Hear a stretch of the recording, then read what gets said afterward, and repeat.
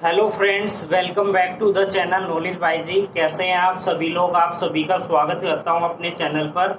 आज हम इस वीडियो के अंदर एक सुप्रीम कोर्ट के अहम फैसले के बारे में चर्चा करेंगे।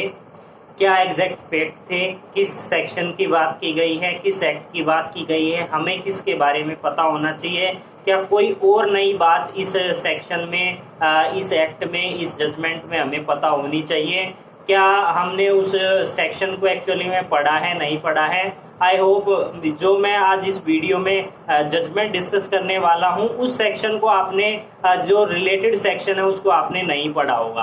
पक्का है नहीं पढ़ा होगा। साथ ही मैं ये कहना चाहता हूं, अगर अभी तक आपने हमारे चैनल को सब्सक्राइब नहीं किया है, आप हमारे साथ नहीं जुड़े हैं, तो जल्दी से जो है सब्सक्रिप्शन बटन, सब्सक्राइब बटन को दबा लीजिए और नोटिफिकेशन बटन को भी दबा दीजिए। और लाइक अगर नहीं किया है तो एंड तक लाइक जरूर कर दीजिएगा, क्योंकि काफ़ी अच्छे तरीके से मैं आपको समझाऊंगा, एक स्टोरी के वे में समझाऊंगा, ताकि आपको जजमेंट काफ़ी इजीली याद हो जाए। आपको बस दो काम करने हैं। अगर आप लॉ के स्टूडेंट हैं, किसी कॉम्पिटिटिव एग्जाम की प्रिपरेशन कर रहे हैं, तो प्लीज़ बेयर एक्ट ले लीजिए ताकि आपको चीज़ें समझ में आए। और एक नोटबुक जरूर लीजिएगा, चाहे कोई भी व्यक्ति इसको देख रहा है, क्योंकि जब भी आप किसी भी जजमेंट के टाइटल को लिखते हैं तो आपको टाइटल से ही पता चलता है कि इसके फैक्ट का क्या थे, कब हमने इसको सुना था, कौन से सेक्शन का इस्तेमाल किया गया है, कौन सा एक्ट है, क्या मेन पॉइंट थे। तो इसलिए नोटबुक जरूर लीजिएगा और लिख लीजिए इसका टाइटल। सबसे पहले मैं बता देता हूँ, इल्वा रसन वर्सेस सुपरिटेंडेंट ऑफ पुलिस, इसको आप लिख लीजिए, ताकि आपको जब भी इस केस को आप पढ़ें, मैं इसको स्पेल भी कर देता हूं ताकि आपको कंफ्यूजन ना हो। ILVARASAN versus superintendent of police, इसको आप लिख लीजिए। बात करें इस केस की, तो इस केस में किस एक्ट की बात की गई है? इस केस के अंदर हिंदू मैरिज एक्ट 1955 की बात की गई है, जिसमें कि हमारी एक इम्पोर्टेंट सेक्शन है जो आपने नहीं पढ़ी होगी, जो सेक्शन है हमारी 7A।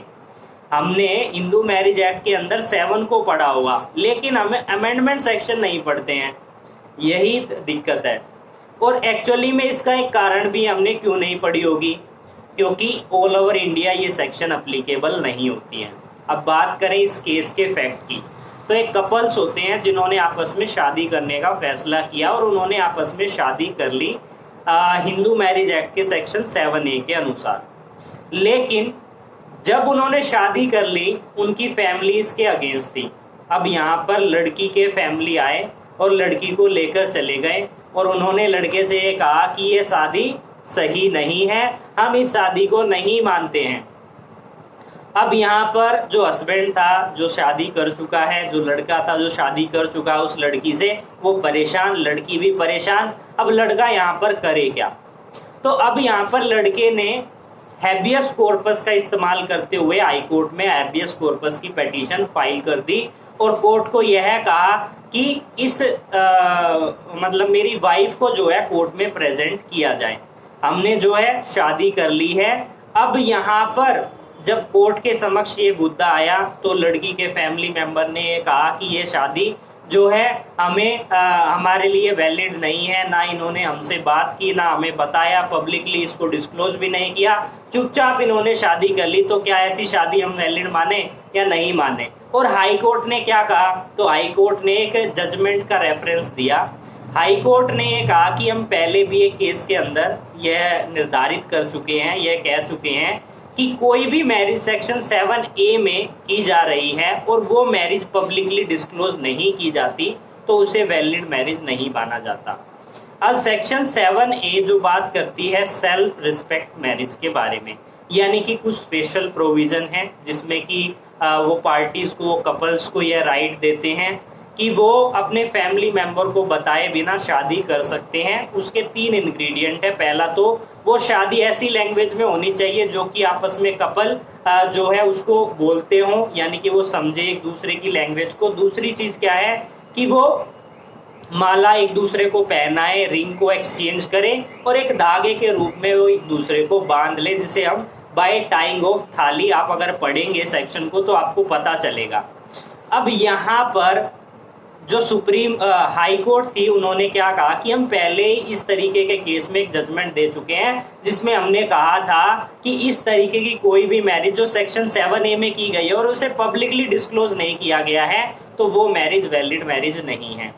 और यहाँ पर जो हस्बैंड था जो शादी कर चुका है और जो वो मेल पर्सन था उसको कोई रिलीफ यहाँ पर नहीं मिला। अब यहाँ पर क्या करे हस्बैंड? अब हस्बैंड ने अप्रोच किया सुप्रीम कोर्ट को। सुप्रीम कोर्ट के समक्ष मैटर आ गया। अब सुप्रीम कोर्ट तो सबसे बड़ी कोर्ट है, उसका फैसला ही अंतिम फैसला होता है। अब यहाँ पर सुप्रीम कोर्ट जब इस केस का फैसला कर रही थी तो यहाँ पर सुप्रीम कोर्ट ने क्या मेन मुद्दे निकाले। सबसे पहले तो उस पर्सन ने सुप्रीम कोर्ट को अप्रोच करते हुए यह कहा कि जनाब सेक्शन 7A के अनुसार हमने मैरिज की है और सेक्शन 7A के सभी एसेंशियल इंग्रेडिएंट को हमने फॉलो किया। हाई कोर्ट ने हमें ये कह दिया कि अगर आप मैरिज को पब्लिकली डिस्क्लोज करोगे तभी आपकी मैरिज जो है वैलिड मानी जाएगी 7A में, और हमने इस चीज को नहीं किया है। तो क्या 7A एक्चुअली में यही कहता है अगर हम पब्लिकली डिस्क्लोज कर देते तो क्या उसके फैमिली मेंबर हमारी शादी करने देते? 7A का मेन पर्पज यही तो है कि अगर कोई भी कपल आपस में शादी करना चाहता है, एक दूसरे से प्यार करता है, एक दूसरे के साथ जीवन जीना चाहता है और वो उनके घर वाले उस शादी से जो है किसी भी कारण से सहमत नहीं है, तो ऐसे में वो बिना बताए सेक्शन में शादी कर सकते हैं।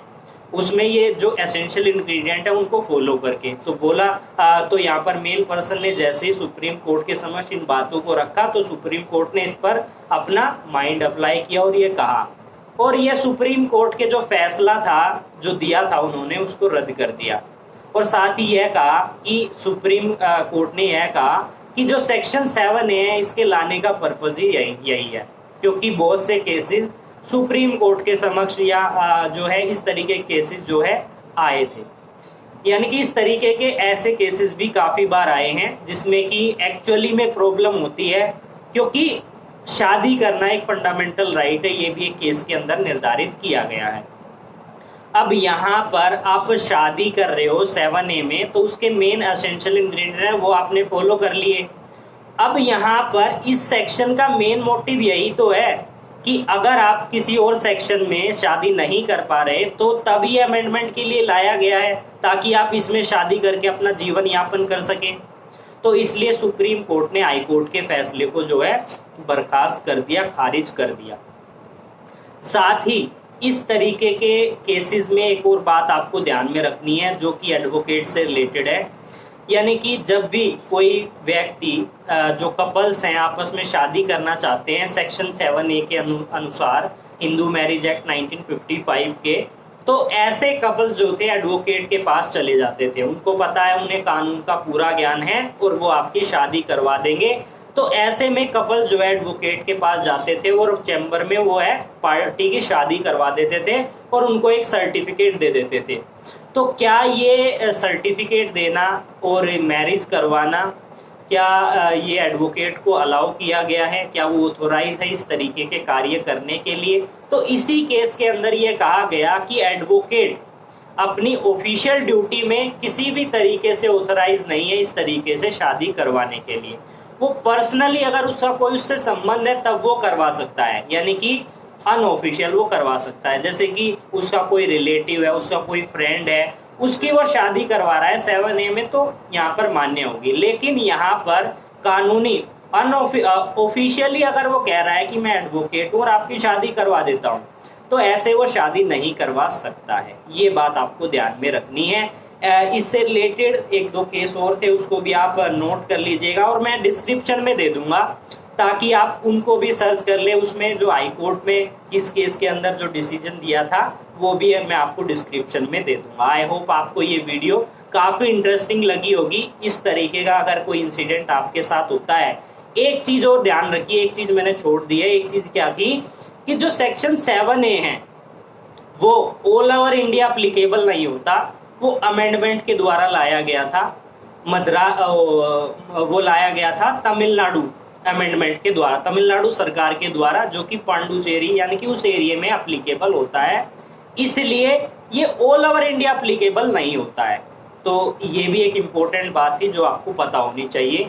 आई होप आपको वीडियो अच्छी लगी होगी। फिर मिलेंगे इसी तरीके के इंटरेस्टिंग वीडियो के लिए। अब तो लाइक कर दो, फटाफट वीडियो को लाइक कर दो, चैनल को सब्सक्राइब कर दो ताकि इसी तरीके की इंटरेस्टिंग वीडियो आपको मिलती रहे। तो बाय बाय।